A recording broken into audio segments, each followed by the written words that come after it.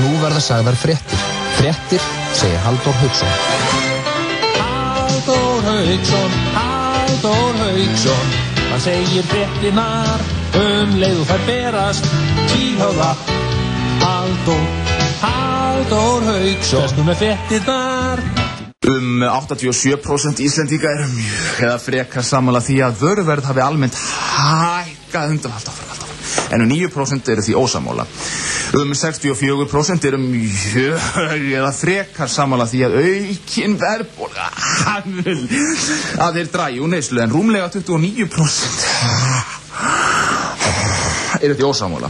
Þetta var helsta niðurstaðan í könnun sem fyrirtæki Spottur Hagkaup gerða við horfum Íslendinga ekki til verðhækkana aðeins hækkar og verðbólgu af þeim 87% sem eru mjög eða frekar sammála því að vöruverð hækkað teljum 29% að matvara hafi helst hækkað 29% telja bensin helst að hækkað